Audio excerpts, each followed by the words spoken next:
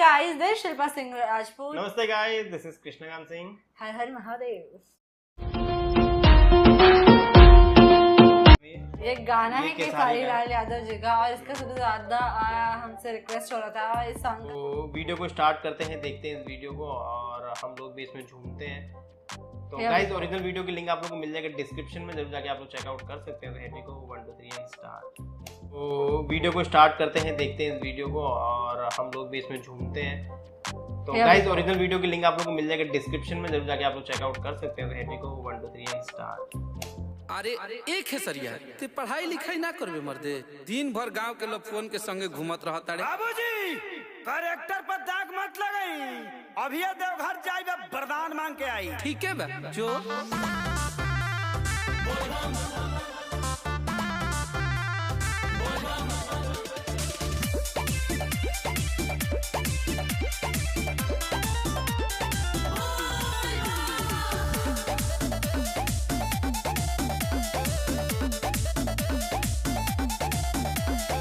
भंगिया धतूर ली हाई चिखली, अपना सेवा कवा के बाबा ये तो भीख दी।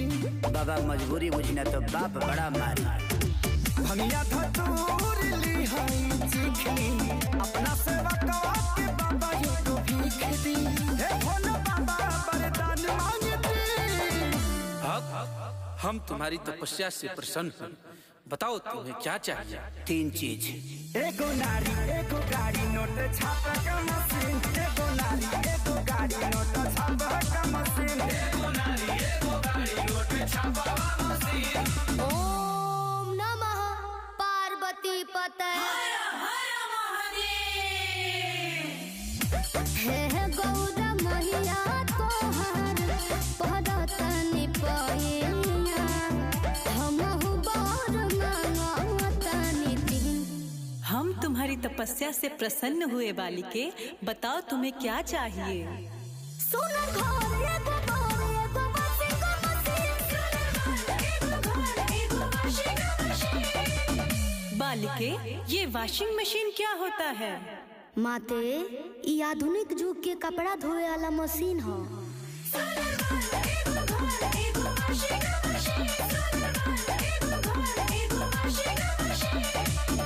बाबा सब तो दे देनी, अभी सोचा तनी मलबा कहीं खपा दी। इतना कुछ मिलने के बाद क्या क्या करोगे भा।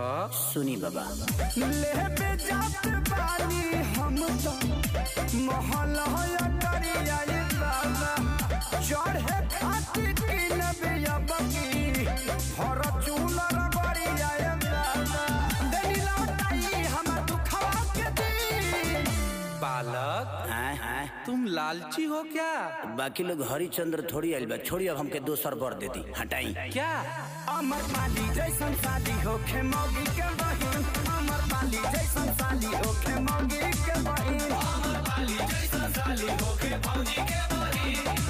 क्या गौरा माँ, इस पगले को महादेव सब कुछ दे दिए और आप हैं कि मेरे पे ध्यान नहीं दे रही हैं। बालिके, तुम्हें सब कुछ मिलेगा, बताओ तो सही।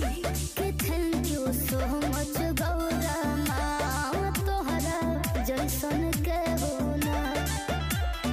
सच कहता नहीं तोहर गजबे बसी। माते बोलो। एक लड़के से बहुत प्यार करती हूँ, अगर आज्ञा हो तो वही मांग लूं।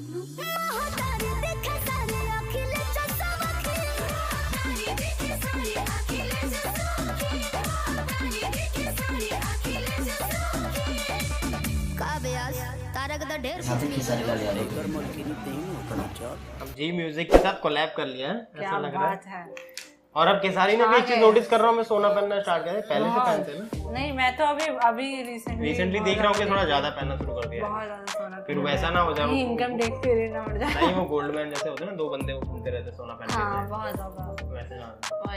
और मैं ये कहना चाहूंगी कि ये जो जी का सॉन्ग ना आ पाए, मतलब हो सकता था ना कि नहीं बन पाता, चाहे हाँ, दुनिया वो बंद हो जाए लेकिन sanitizer- केसारी का सॉन्ग आ ही जाता है, ठीक हाँ, है ना। लेकिन बहुत अच्छा लगता है हम लोगों को इनका सॉन्ग, और बहुत ऐसा लगता है कि बहुत मीनिंगफुल होता है, ऐसा नहीं कि कुछ भी चल रहा हो, बहुत मतलब फटाफट काम तो हो रहा है, वो तो दिख रहा है, लेकिन एक आउटपुट भी अच्छा आता है। एक चीज मैंने भी नोटिस की है कि एज कंपैरिजन टू अदर स्टार सबसे ज्यादा जो हमें डिमांड आती है ना केसारी लाल जी की, ये सॉन्ग कर दो, ये सॉन्ग कर दो, ये सॉन्ग अभी नया, ये 2 साल पुराना है लेकिन फिर भी आप कर दो।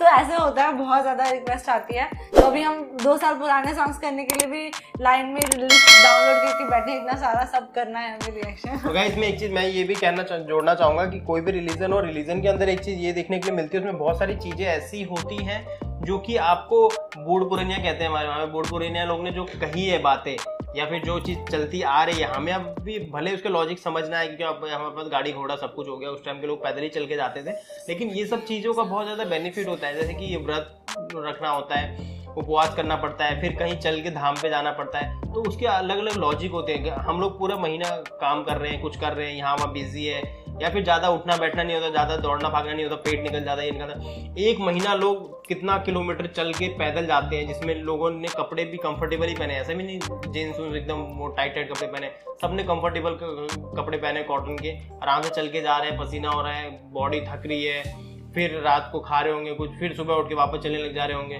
तो एक महीने में पूरी 1 साल की कसर पूरी निकल जाती है, ठीक है। तो चलते हैं, फिर मिलेंगे एक नई वीडियो के साथ, bye bye, take care and stay healthy guys, by.